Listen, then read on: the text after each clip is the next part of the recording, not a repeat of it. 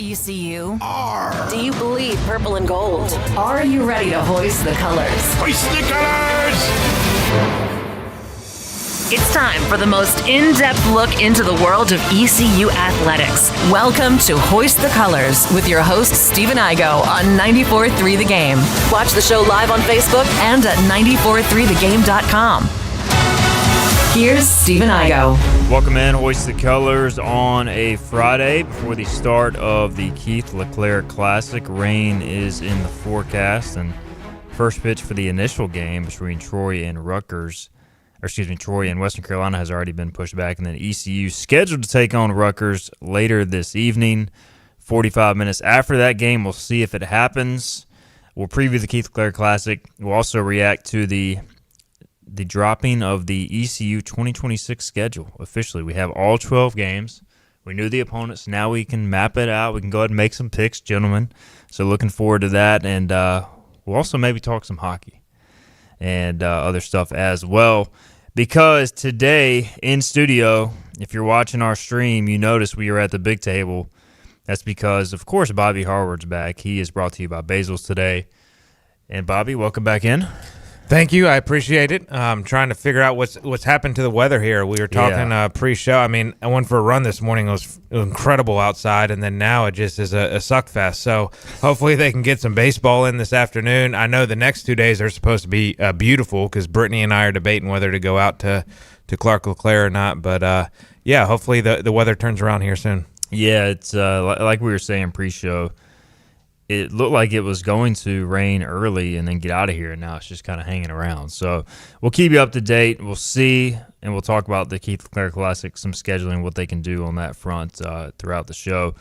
And we've got Jonathan Wagner. He is back in from On3 Sports, college baseball insider. He was so excited today to come on the show that he said, even if they cancel the ECU game, I'm glad that I came just for a Hoist the Colors appearance. That's right, Wags? Yeah, I didn't quite say that, but it's true. I made my prediction earlier in the year that I'd be in the press box for 5 ECU games this year, and you thought I was full of it. So today we'll mark 3 if the game is played. But either way, it's fun to come down here, and hopefully we get to watch some Pirate baseball. But, yeah, the weather, we all know that's my fault. It wouldn't have happened if I didn't come today. So we do have a debate going on in the Bucks on the Pond chat that Wags claims that if he is in the press box for Troy and Western Carolina, that it counts towards his total. And I said, no, it's got to be Don't ECU. worry. Siri couldn't properly convey my tone there. That was a joking tone. I know it doesn't count. Can't trust Siri. Yeah, Siri sucks. Okay, moron. They made emojis for a reason. Use the laughing emoji to let us know you're making a joke. And yes, it would not count because it's got to be 5 individual trips to – well, I shouldn't say individual trips to Greenville. If you come on a Friday and you crash on somebody's couch or Parker and Bailey's guest bedroom, and you come Saturday and sit in the press box, that does count as 2. Agreed. Yeah, I agree with that. But yeah, I can't text and drive. I drove an hour and a half to get here, so I couldn't properly get my message there. I'm a good citizen, Okay, I respect that. I didn't realize you were driving when you did it. Texting and driving is dangerous as it is, especially in the rain. So props to you for doing it the right way and leaving it up to Siri to interpret your words. Always. Yeah, text to talk or Siri in general is just not, you can lose a lot of stuff in the translation there. All right, guys, we'll talk baseball. We'll talk football. Schedule release. We haven't discussed on the show at all. But hockey. I made my first appearance at a Carolina Hurricanes game in Raleigh in 20 years. Now, I did go to an Avalanche preseason game in 2015, which wasn't the best experience. It was cool. We sat low to the close to the ice, but last night was my first time since Sidney Crosby's rookie year and the year that the Hurricanes won the Stanley Cup that I've been in now what's called the Lenovo Center. And I got to be honest, I had a blast, man. It was awesome. 5-4, Hurricanes win. They get up 3-0. I'm texting Wags like, this is the best. And Wags was like, we kind of have a thing for blowing multi-goal leads. They did that. They did punch back.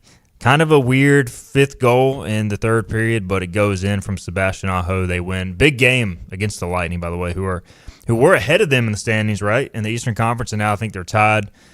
And I enjoy myself. I'm not ready to say that I am going to be on the Hurricanes bandwagon because I just can't do it. But the appreciation for the game of hockey, Hurricanes fans, just the arena itself, the presentation. I came away very impressed. I think I'll be going back soon. Yeah, I hope so. I've been trying to get you, and I know it's taken a while to get you here, but it's. I'm glad to see it as a true diehard fan of the Canes. I was there when it was the RBC Center, and there was nobody in there. The PNC Arena where the team sucked, and I was there in the bad days where it was not always that fun to go. So I was always there, and the fan base has just grown so much. The in-game atmosphere has grown so much. The team has grown so much, and I think the next step, like you said, the last time you were there, they won the Stanley Cup. So, I'm not getting my hopes up because I still have questions about the team, and the trade deadline hasn't come yet. That's up in a couple weeks. But, I really like where the team's going, and the direction of hockey in North Carolina is just awesome. It's great to see, and we need to get more casuals like you in there. That's my thing is, I can't be like I'm a Hurricanes fan. Now, and Case and Romelu and I have had this discussion, and we're like anti-Canes bandwagon people. But me too. I think after you learn so much going to a game. You see all the line changes, stuff you can't see on TV. Some of the strategy involved, and you just feel like you have a greater appreciation for the game. So I feel like with the stretch run coming, the Hurricanes being good, and the playoffs on the horizon, I'll be more locked in now because, even learning some of the Lightning's best players, obviously they're some of the best, and they didn't even play their number one goalie because it was a back-to-back from my understanding. So, but learning that, I don't know, I'm excited for the playoffs now, Bobby. You're becoming a winter sports guy. Yeah, he is. I do want to ask one question to both Bobby and Wags, not to take the show over with hockey. Wags mentioned the trade deadline coming up. Are you guys good riding with Bussy? I was talking to Mike Manistalco a couple weeks ago. He said that he is. What are y'all's thoughts? Do you guys think they make a move? Do you want to see a move at goalie, or you guys good riding with Bussy through the playoffs? I love Bussy, and I'm comfortable riding him. But my thing is, I'm not sure if I trust Frederick Anderson as the backup.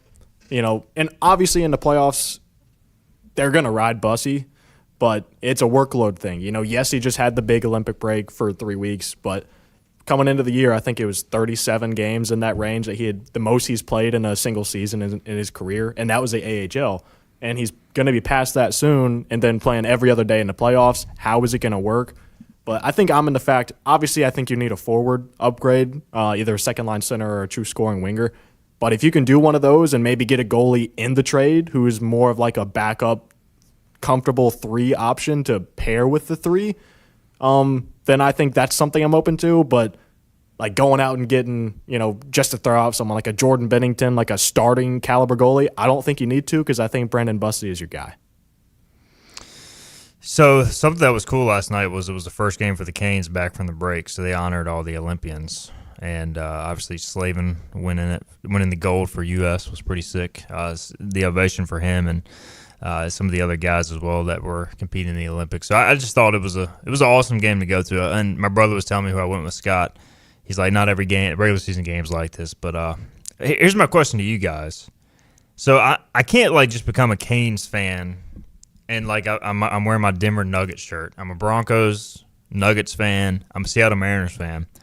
I'm torn between trying to get on the Avalanche train, which they're nasty, and then the Kraken, which are not as nasty as an expansion franchise. What is it acceptable if I jump on the Avalanche train, or is that same as jumping on the Canes train in the East? I'm willing to give you the Avalanche, and you have. I know you're not a Canes fan, so you're not as familiar. The former Canes players currently on the Avs. So, but that's another connection. You're a North Carolina guy. So, you have a little bit of a tie. Marty Necas, Jack Drury, Brent Burns, all over there, who were all with the Canes, to start last year. So you have that tie. I think that makes sense, and I'm not sure if I would wish jumping on the Kraken bandwagon on anybody because I don't think they're really going to be going anywhere, to be honest with you. So they've got Forsland as the great announcer, but that's about it. That's true. Yeah. That's a good sell, though. Hey, the one thing I will say, though, too, that I always liked about the Avs is the Avs-Canes fun Twitter rivalry. The official pages go back and forth, but it's very clean, good fun. I remember one time there was an ECU night during a Avs-Canes game, and the Avs was like, why are all these people chanting ECU? Why are you wearing purple? Look, this is stupid. And like the Canes Twitter was going back at him. I don't know. It was fun. Like It's a fun little fan base alliance. Well, and then too, I watch a decent amount of Avs games. I go, especially when the playoffs come around. I mean, I watch more Bruins than anything, but I still watch the Avs. So at least you'd have somebody else to talk about the team with.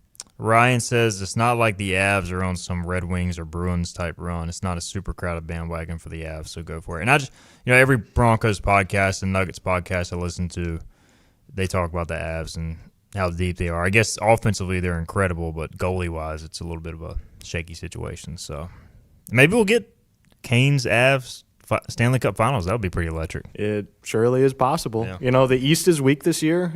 I think it's going to be the Canes or Tampa that come out. Unless the Panthers find their way to sneak in, because then they'll beat the Canes no matter where they face each other. But yeah, the Avs have a good shot. I think top to bottom, they're the best in the West. You have no faith in the hottest team in the East right now?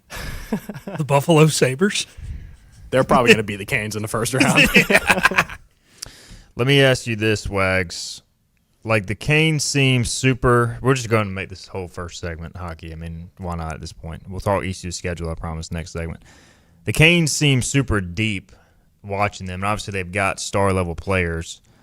Like, who's considered their best overall player? Like, I know Slavin's obviously known for his defense, but, like, is Aho up there? We know, they have younger talent as well. But if you had to pick best overall player, who would it be? If I had to say best overall, if you asked me 3 months ago, I'd say Seth Jarvis. Yeah. Because with the way he started the year, but with how Sebastian Aho has heated up and turned it on down the stretch, he's your most talented player.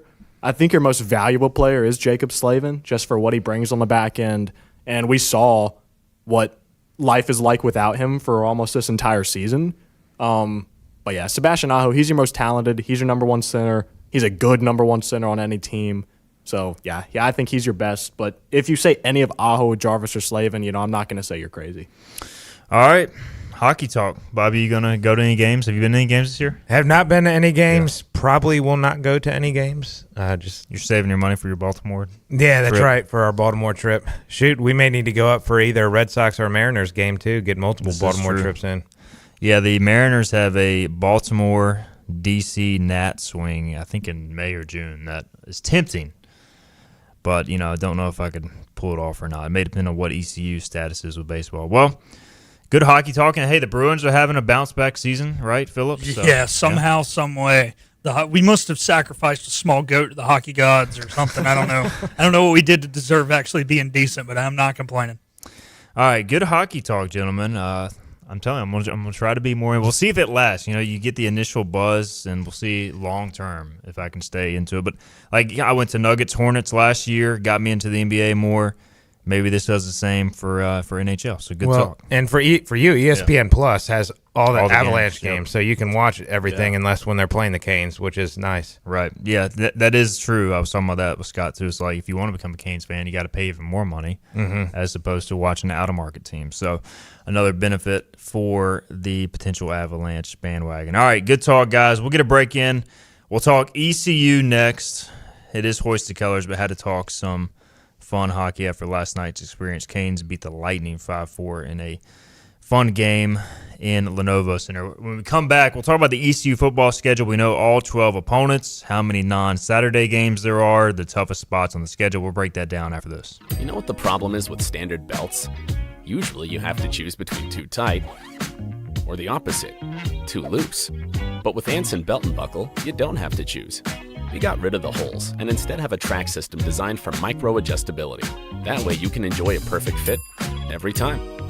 Anson Belt and Buckle. Find your perfect fit today.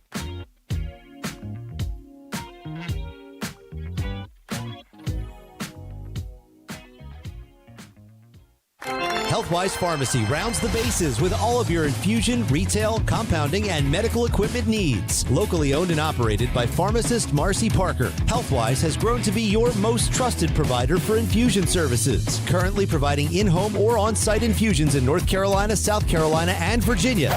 Visit Healthwise Pharmacy at 615B South Memorial Drive or call 252-295-0059 to speak to a patient service representative to find the option that best suits your needs. The best burgers around. Everyone loves a thick, juicy, and fresh burger. Tiebreakers does real burgers better than anybody. And don't forget about the cheese sticks, fresh salads, and more. So don't just go to any burger-themed restaurant chain. It's time to break the chain and eat local. Tiebreakers, burgers and sports at its best. Go Pirates! Arrgh! In this age of globalization, we've learned that bigger isn't always better. Ever tried to get phone help from a big corporation from a real person? Right. That's what's so nice about Phelps Chevrolet. After more than 50 years serving our community, Phelps remains family-owned and operated. Mike, Daryl, Wave, West, Alan, and Clay deliver hometown service and integrity, same as always. They share your experience, they share your values, and they are ready to help with any motoring need. Come get you one. Daughtridge Gas and Oil has been your dependable propane supplier for 95 years. Their trained technicians can service and properly install all your propane and natural gas appliances. Plus, Daughtridge Gas and Oil is your backyard expert with fire pits, grills, smokers, and more, including quality outdoor furniture at their Greenville Patio and Hearth Shop at 1901 Charles Boulevard. Go by and see the knowledgeable staff at Daughtridge Gas and Oil for propane delivery or call 756-1345. You have a choice when you invest in insurance, and when you choose First State Insurance Advisors, you're working with people you can trust. Clark Stallings has deep ties in the community. His team, including Keaton Smith, Regina Asby, Phil Leyva, Max Joyner Jr., Max Joyner III, and Ginger Smith, provides knowledgeable and professional advice. First State Insurance Advisors is an independent insurance agency. They offer all types of personal insurance as well as various types for business. Call or email First State Insurance Advisors today. We want to be your trusted choice. Like all pirates, Stephen Igo is loyal and bold. He may also have a touch of scurvy. Back to Hoist the Colors on 94.3 The Game. We're back in Hoist the Colors. Second segment here. We're getting some ECU talk now. We got Bobby Harward hanging out. He's brought to you by Basil's today. Got the hibachi skewer salad the other night from Basil's, 1675 East Fire Tower Road over by the AMC Movie Theater. So check them out. Great sandwiches, pasta, pizza, and more. Basil's. Appreciate their support of the program. Jonathan Wagner also hanging out from On 3 Sports, former Hoist the Colors intern. And we've got Philip Pilkington producing, intern Isaiah hanging out as well. All right, guys, the ECU football schedule is out, and we now know the dates, the games. If you've been living under a rock, here is how it lines up. ECU opens the season at Alabama. They host Appalachian State in Week 2, go to Old Dominion, North Carolina Central to round out the non-conference slate. They get their one open date after non-conference. Then they go into league play. Rice on a Saturday, October 10th, will be the home opener. The first of 3 Owls coming to Dowdy-Ficklin Stadium this year. At UAB, short turnaround on that Thursday. Another Thursday game at Memphis on October 22nd. Halloween game against Temple on October 31st, which is a Saturday in Dowdy-Ficklin Stadium. The following week, you host USF in a Friday game on November 6th. At Charlotte, at Army, potentially tough 2-game back-to-back road swing in mid-November, especially Army. West Point in November is going to be cold, gentlemen. And then FAU, for the second straight year, ECU closing the regular season versus the FAU Owls. Man, that's the real rivalry that gets us going in the American. So let's go around the horn. Overall thoughts. We'll start with Bobby. Well, first off, I'm going to start with the American Conference at 12:06 yesterday, releasing a tweet that their schedule is going to announce at 2. So, I mean, it's incredible year after year, and they have like 7 other conferences to look at how they market their schedule release. But it is what it is.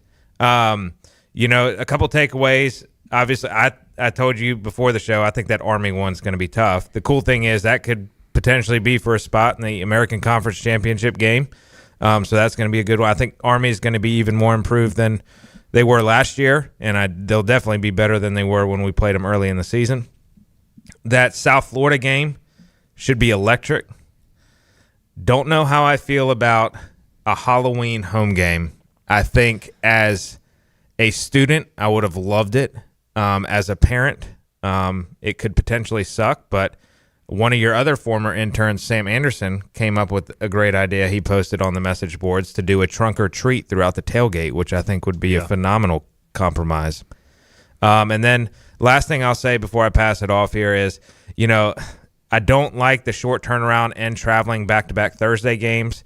I think that's where the early bye could potentially help us because it's a bye before Rice, and then you have your short turnaround rather than going, 5 or 6 weeks in a row and having a short turnaround. Your bodies get a chance to recharge a little bit after the Central game. You play one game, and then you have your short week. Well, and then you hope, too, you maybe can kick the crap out of Rice and get your starters out pretty early. Hopefully. Right. Yep, exactly. By the way, Rice does run a version of the option, so it will be nice to have a bye going into that game, even though, ideally you have a bye more midseason, but it's not the worst spot to have it because they do run a unique offense. Wags, your thoughts?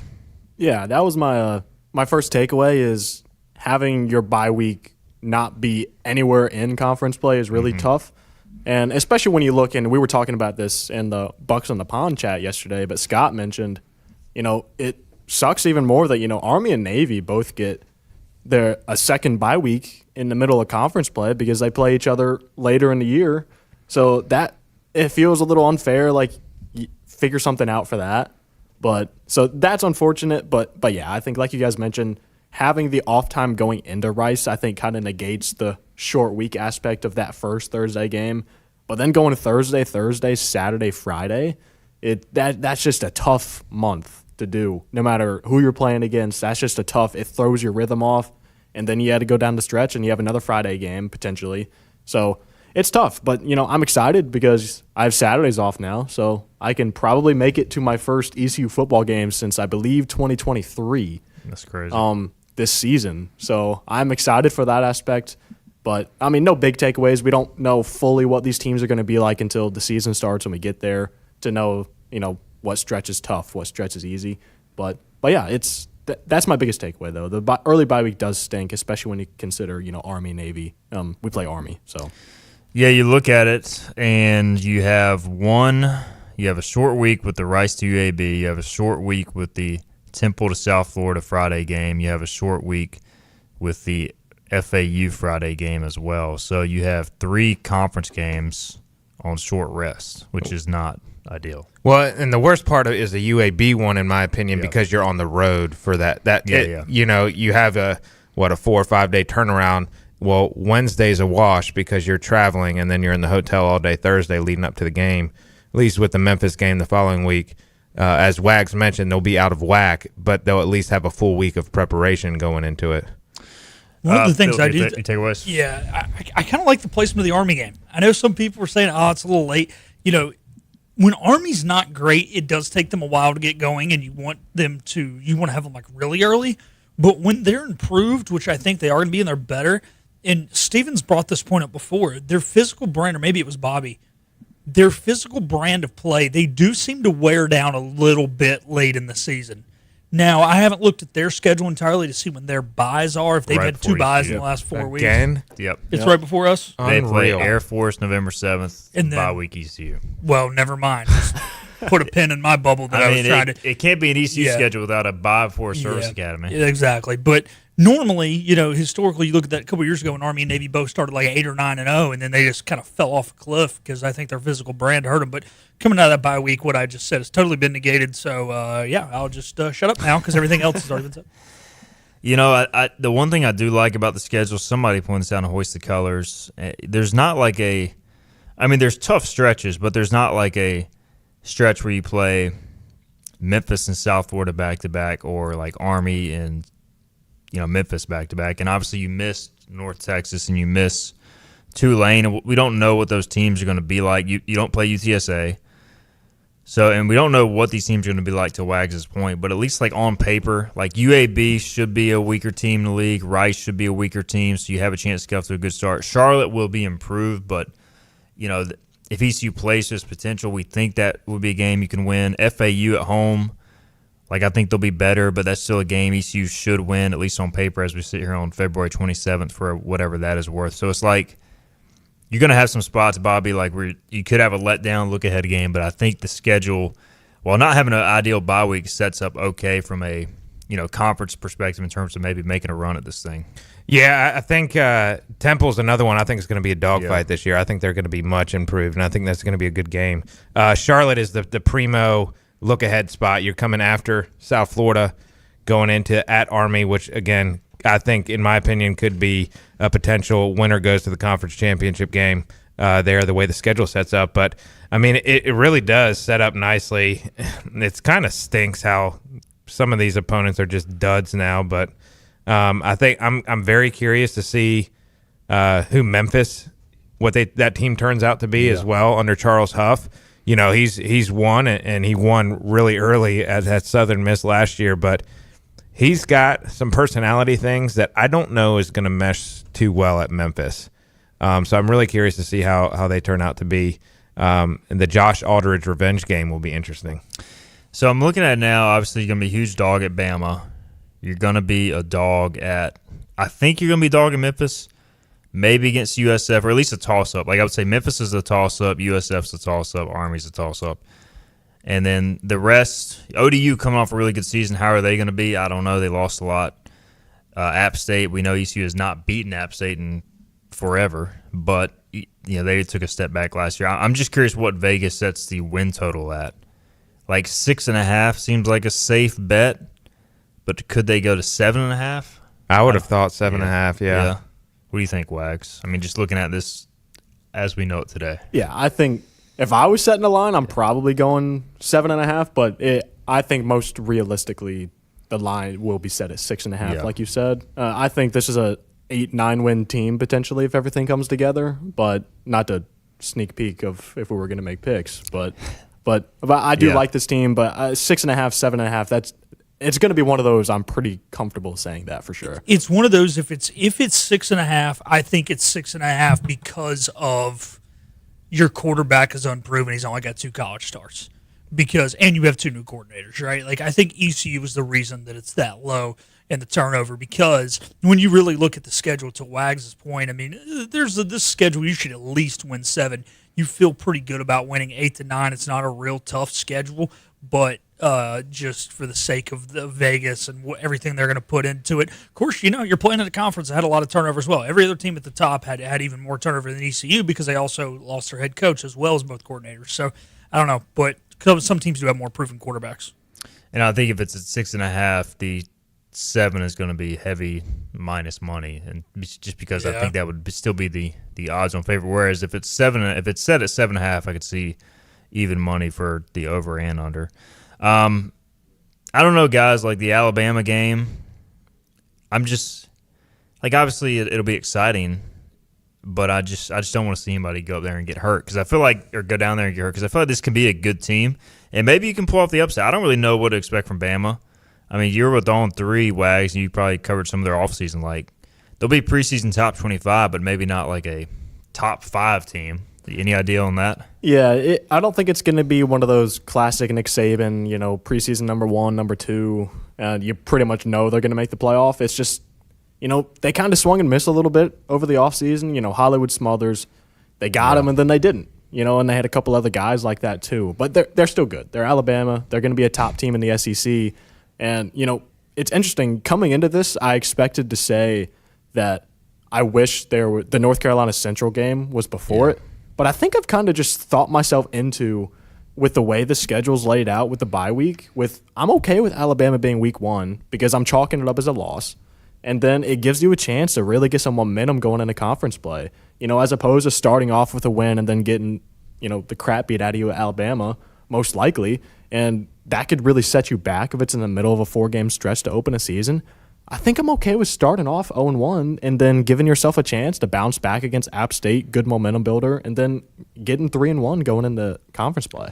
And I think, look, I'm not expecting ECU to win, but I think if you're going to pull a massive upset, it would most likely be week 1. Right, Bobby? Like, that's what I was just going to say. They have a new quarterback situation as well, too. Yeah, exactly. You don't want them week 2 or 3 because then they're have already found a groove and learned how to play together. So I'm with you on that. I think week 1, if you want that shot of getting an upset, that's going to be the week to do it, because hopefully you can get them out of whack a little bit. We'll see how they are confidence-wise. The trenches are going to be the difference because they're going to be freaking massive. So it's going to be interesting. Jordan Davis is going to be thrown in the fire right away. Good luck, Coach. And the quarterback play, it's going to be interesting, whether it's Emory or Mitch, whoever wins that job. Hey, I just don't want anybody to lose confidence after that game. That's going to be the big thing.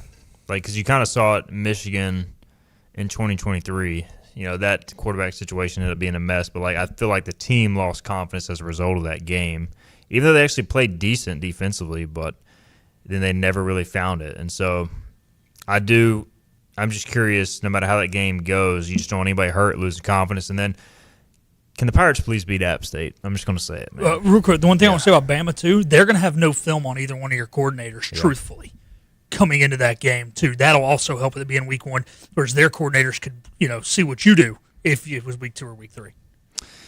If the Pirates don't beat App this year, Pirate fans may lose it. According to David Jones, he said, just looked it up on Google, Las Vegas has the over-under line for ECU at 6.5. I know that was last year, so make sure. I don't know if they come out with this year's yet. I feel like that would be pretty early, but double-check that.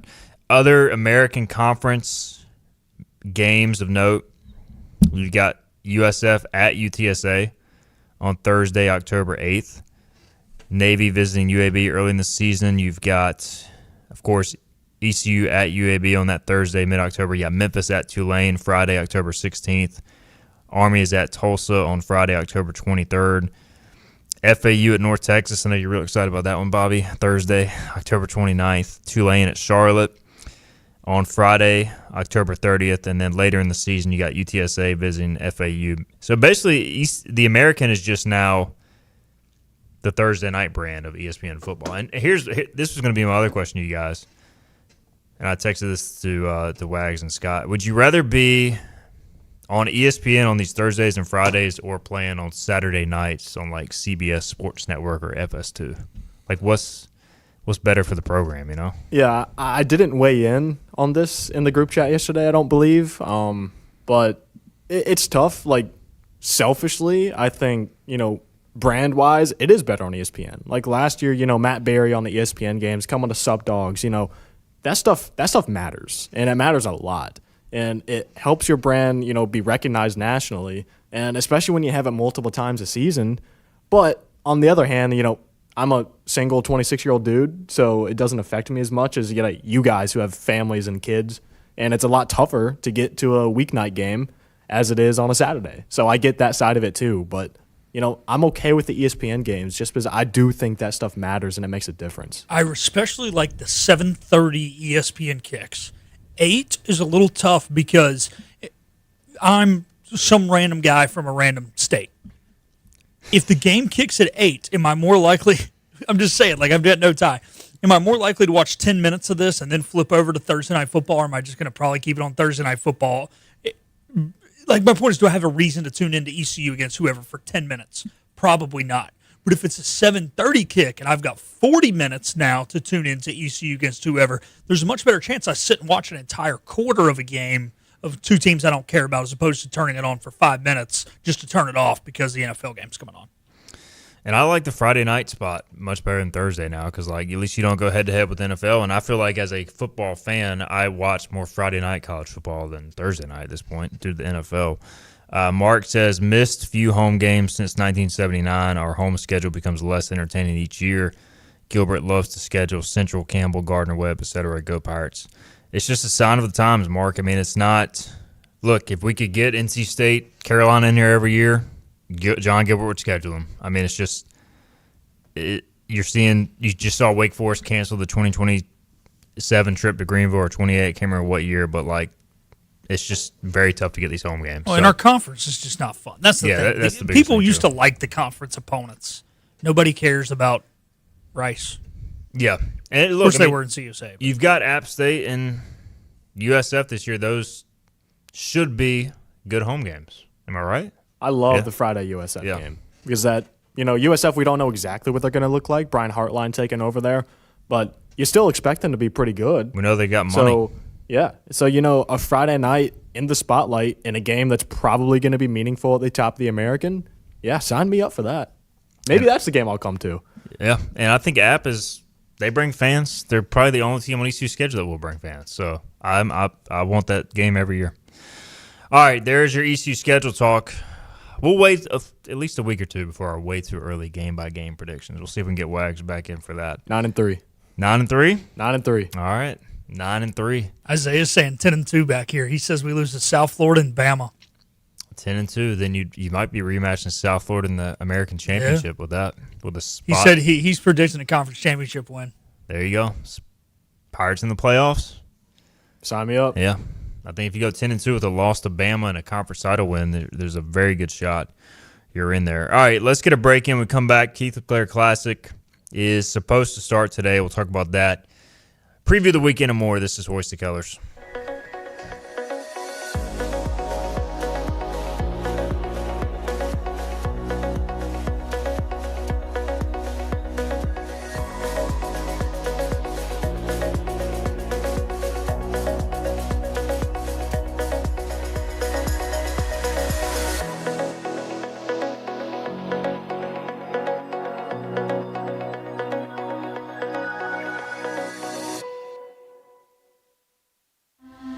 This is about you, your family, and the health of all who live in Eastern North Carolina. This is about the transformation of a health system into something more powerful and more human, about creating new ways to treat disease and keep you well. This is about ECU Health, which is to say, it's really all about you. ECU Health. Minds, hearts, purpose. You have a choice when you invest in insurance, and when you choose First State Insurance Advisors, you're working with people you can trust. Clark Stallings has deep ties in the community. His team, including Keaton Smith, Regina Asby, Phil Leyva, Max Joyner Jr., Max Joyner III, and Ginger Smith, provides knowledgeable and professional advice. First State Insurance Advisors is an independent insurance agency. They offer all types of personal insurance as well as various types for business. Call or email First State Insurance Advisors today. We want to be your trusted choice agency. Acre Station Meat Farm, along with Lane Angus Beef, bring you farm to fork beef. Stock your freezers now with affordable beef boxes, just in time for the grilling season. Farm to fork beef brings quality local beef to your family. From your traditional butcher shop, Acre Station Meat Farm. Come on down to Acre Station Meat Farm and find out why we're #1 in fresh cuts and friendly service. Acre Station Meat Farm, Highway 32 North, Pinetown. At National Finance, we're all about hometown support, just like ECU football. National Finance helps us win on and off the field. They've got your back when you need it most. Fast, easy personal loans for life's big plays. And just like us, they're committed to Eastern North Carolina. National Finance, proud supporters of ECU athletics. Visit nfcmoney.com for loans as fast as today. Make every day electric on the Kawasaki Electro 20 electric balance bike. Maximize the fun with long run times, impressive top speed, and Kawasaki build quality. Easy adjustability and smooth handling make everyday riding more enjoyable. And the standard MTB type tires provide off-pavement capability. The Kawasaki Electro 20 is the electric balance bike that's built to rip. Go to Ron Ayers Motorsports, Memorial Drive north of the airport, Greenville. Hoist the sail! Climb aboard as we set sail and hoist the colors. Ahoy, me hearties! Back to Steve and I go on 94.3 The Game. All right, welcome back in. We'll talk baseball here in a minute. Bobby Howard hanging out, Jonathan Wagner, intern Isaiah, who's a Cowboys fan, and Philip Pilkinen, who's a Panthers fan. These two gentlemen are Commanders fans. There was some smack talk, NFL smack talk during the break. I just want to say the Broncos beat the Commanders. It was actually a heck of a game. That was one of the best games I've ever went to. And they beat the snot out of the Cowboys. They didn't play the Panthers, but they beat the Panthers the year before. So and you're going to beat the Panthers this year. And you're going to beat the Panthers this year. So didn't the Panthers beat the Cowboys? We did beat the Cowboys. They did. He wants to talk. All right, here we go. All right, we'll get intern Isaiah on the mic. Okay, and, I want to say this real quick. Let's hear it. We own the Commanders. The Commanders finally got a win against us last year. We beat them with no names. We beat the Panthers 3 out of the 4 years. They win one game, and now they can't stop talking. They're going to be back to BTA right after this year. We had no defense, and y'all got GP franchise tag. So that's all I have to say. We're better than y'all. We're better than the Panthers. And, yeah. Isaiah, I believe it's safe to say you were not born the last time the Cowboys won the conference championship game. I definitely understand that is true, but there is one thing I can say. How old were you when you won the Super Bowl? I think that was the 90s, right? Yeah. That was the 90s? I was born. Okay. Yeah. Did you get to see it? I did get to see it. Now, do I remember it is another question. Hey, so then that's just history. You really don't remember what happened. But I did watch my team in the conference championship game last year. And they so got I did beat get by to see 50. that. We knew they were going to lose by 50. It's okay. We were there. Are y'all going to beat us this year? We can make a bet right now. I'll be here next year. We'll get Isaiah on. What's the on-air bet? We got to remember it. That y'all won't beat us at all next year. And we can bet whatever. All right. Thank you. I'm in on this, by the way. Wags wants a piece. Maybe we'll discuss it during the break, and we'll figure it out for the last segment. How about that? Cool. All right. Intern, it's always good to talk some NFL. I do have to get my 2 cents in to defend the Panthers since I was not on the mic. We are 2-0 against the Cowboys all time in postseason games. I just want to say that. I was alive. I was not alive for the first. I was at the second one. Has Kenny Curling chimed in? He has not. He must not be watching today. He may tune into the comments section later. By the way, I was at the Cowboys' first loss in the playoffs to the Panthers, I believe. In 96? Actually, I was at the second one, 03. Okay, Yeah, I was the 03. I was going to say 96. You were like really young. Yes, I would have been 4, so I was not there. My first NFL game was Panthers-Cowboys playoffs in 03. Nice. So they put Stephen Davis was running all over the boys in that one. Former Redskin. Yep. But that was his first year with Carolina. Yeah, he was rolling. There were a ton of Cowboys fans there, and I just remember a lot of curse words as a young Stephen Igo. I'm like, this is awesome. Yeah, see, I was 5. How old were you? About 9? I was 11. Okay. Yep. All right. ECU baseball. Nice transition. Are we going to have ECU baseball today, Wags? Yes. Because I'm going to be really disappointed if we don't. So right now, scheduled to take place in an hour and 50 minutes is Troy and Western Carolina.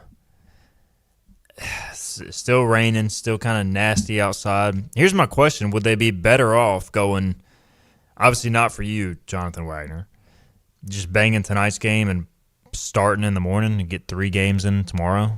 Like total and just 2 ECU games, you know what I mean? Like ECU versus Rutgers in the morning, other games second, and then ECU versus Troy at night. Logically, that probably makes the most sense, but it's a matter of, does ECU want to wait around and not know when they're going to play today, or do they want to know when they're going to play to start tomorrow, but then have to play 2? And then you really don't know when your last game is because you're 45 minutes after game 1 is game 2, 45 minutes after, and then you got Rutgers playing back-to-back games. They'd have to play Western 45 minutes later. I mean, teams play doubleheaders all the time, but that'd be weird.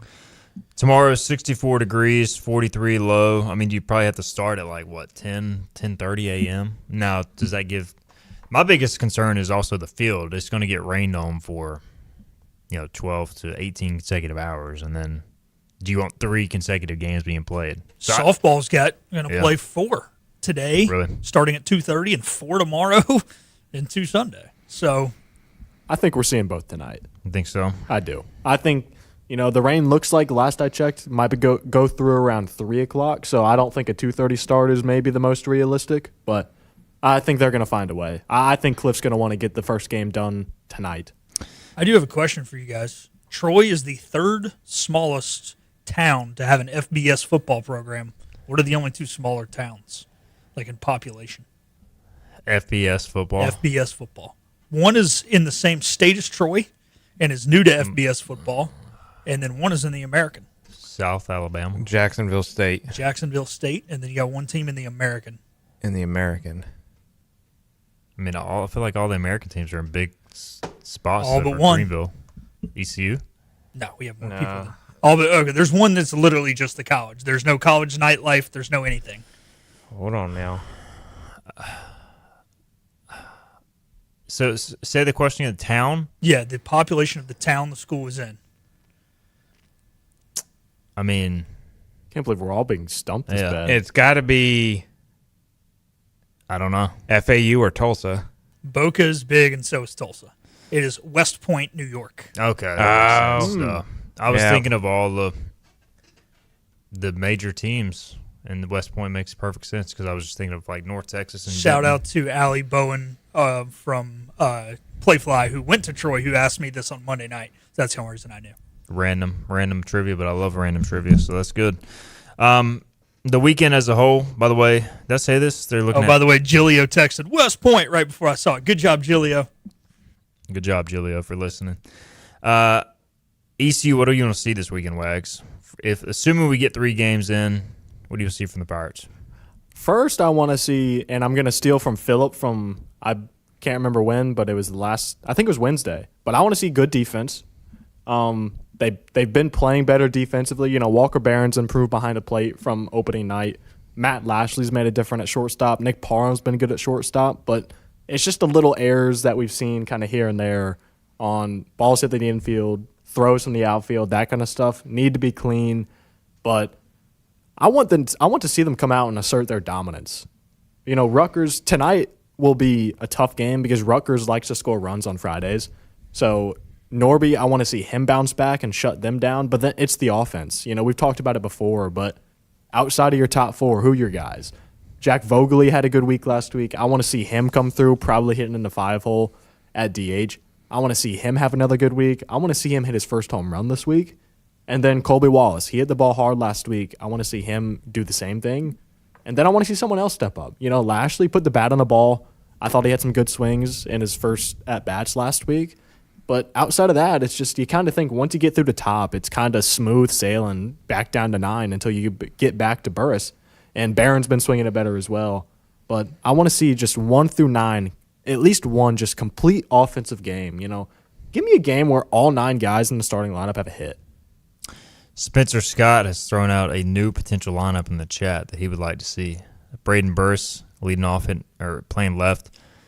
Grady Linehan playing center, hitting second. Jack Carrion playing right, hitting third. Austin Irby clean up, playing first. Jack Vogely at DH, hitting fifth. Walker Barron moved up to the 6-hole, catching.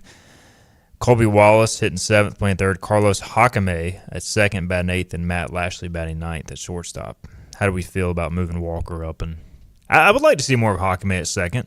It's just I feel like this infield alignment's working right now, so do you mess with it too much? Yeah, that's the debate. I think for this team to be best equipped to go where I believe they can, I think you need Hakame at 2nd, Burris in left, and Vogely at DH, as opposed to Davin Whitaker in left, Braden Burris at 2nd. So from that standpoint, yeah, but like we said, like the defense has been better. And this infield is working. It's been really good. And so, yeah, I don't hate that lineup, though. I like Barron moving up because he has been swinging it. He's not going to put a charge into every ball, but even if he hits a blooper into the outfield 3 out of every 10 at-bats, which he's been doing so far, we'll take that. We need that. Real quick schedule update. The first game's been pushed back another 30 minutes, 3 o'clock start time. Cool. And this is just going to keep being pushed back.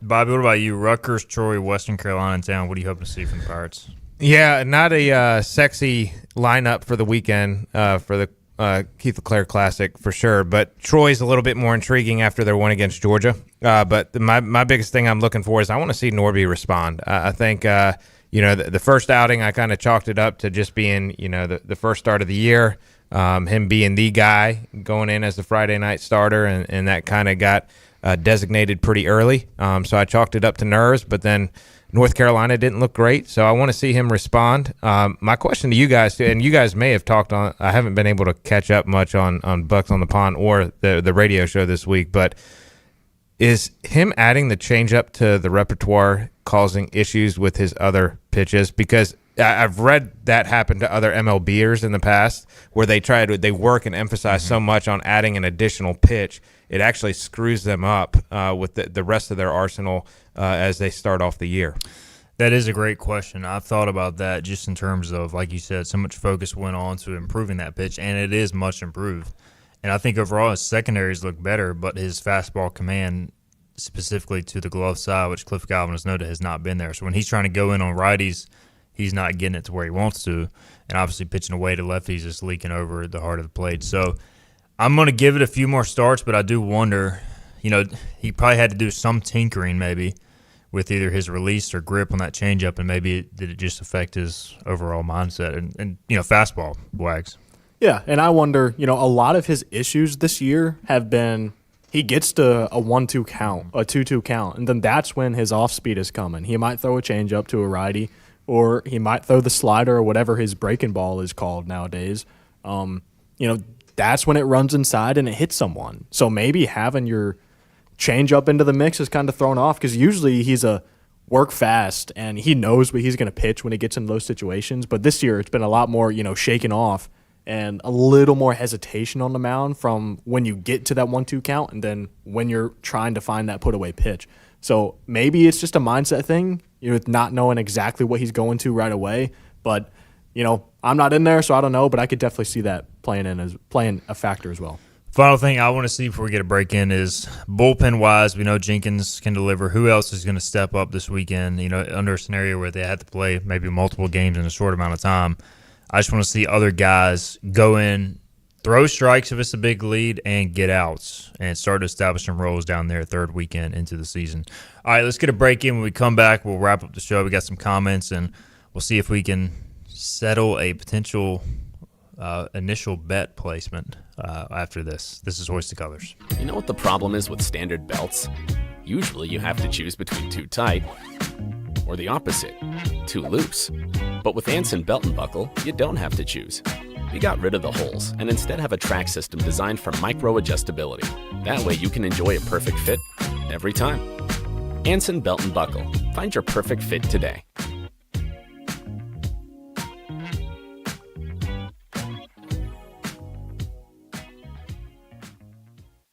Daughtridge Gas and Oil has been your dependable propane supplier for 95 years. Their trained technicians can service and properly install all your propane and natural gas appliances. Plus, Daughtridge Gas and Oil is your backyard expert with fire pits, grills, smokers, and more, including quality outdoor furniture at their Greenville Patio and Hearth Shop at 1901 Charles Boulevard. Go by and see the knowledgeable staff at Daughtridge Gas and Oil for propane delivery or call 756-1345. Other restaurants claim their food is fresh and fast, but are they friendly? At Moore's, you're treated like family the minute you walk into their doors. With locations in Winterville, New Bern, Swansboro, Morehead City, and Jacksonville. We've been practicing what we preach since 1945. At Moore's, our barbecue is slow cooked and smoked over real wood daily until it's so tender it's falling off the bone. Combined with our fresh chicken, cooked to order seafood, and homemade fixins, we're sure you'll agree. If it's not Moore's, it's less.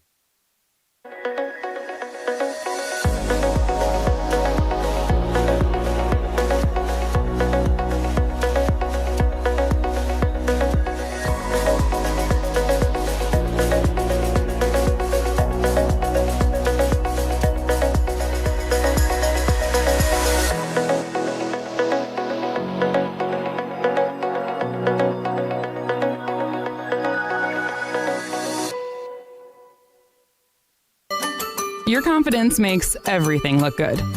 You see the world in vivid color, not black and white. Swing through your neighborhood Fantastic Sam's Cut in Color and let our experienced stylists take you from everyday to extraordinary. Fantastic Sam's hair salons are locally owned and operated. Our full-service salons are conveniently located in Goldsboro, Kinston, Greenville, New Bern, Jacksonville, and Calabash. Stop in today at Fantastic Sam's, where the possibilities are endless. You have a choice when you invest in insurance, and when you choose First State Insurance Advisors, you're working with people you can trust. Clark Stallings has deep ties in the community. His team, including Keaton Smith, Regina Asby, Phil Leyva, Max Joyner Jr., Max Joyner III, and Ginger Smith, provides knowledgeable and professional advice. First State Insurance Advisors is an independent insurance agency. They offer all types of personal insurance as well as various types for business. Call or email.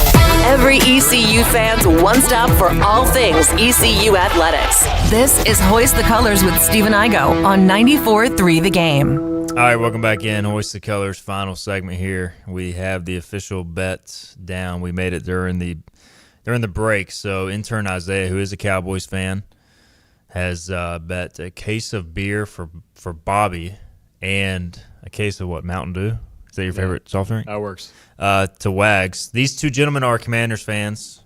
Intern Isaiah, a Cowboys fan. And all the Commanders have to do is win one of two games next year. Here's the scenario. What happens if the Cowboys sweep, but the Commanders win over the Cowboys in the playoffs? Not that this would ever happen. Win's a win. You know, that count? I would say it has to be regular season. unless Isaiah is just that confident, Isaiah I would say he said that neither team's making the playoffs. They're not making the playoffs. So you think the Cowboys are making the playoffs? Here we go, delusional Cowboys fans. Again. Do you think the Cowboys are making the playoffs? Never changed. We'll make it over there. You might win the NFC East. He said they might win the Get NFC. I'm done. By the way, Giants are winning the NFC East. Lane, oh gosh, Lane Smith is in the chat. He says the Eagles own you all. Which let's be real, we know what's happening. Both games are tying now. Well, this is the beginning of the downfall, Lane. So I hope you enjoyed it while you could. All right, so we have the bet in. The Commanders just got to win one. Daniel's in the chat. He says, Bobby, when are we going to get Steven on the Charlotte FC bandwagon? Loving all the hockey talk lately. Great win for the Canes last night. I don't know if I can do Charlotte FC. You're not a big MLS guy? No. I was about to say, next summer, Premier League. when there's no baseball, you can watch soccer, but next summer is when they do the transition over to the European schedule. There will literally be nothing next summer. Well, I can't make that comment over the air. Tim Smith says there is no NIT in the NFL, so there will be no postseason for the Cowboys or the Commanders. Sorry, fellas. Oh, wow. That was a good one. I can't lie. Gosh, my father-in-law with the jab. Yeah, that's tough. Gentlemen, this was fun.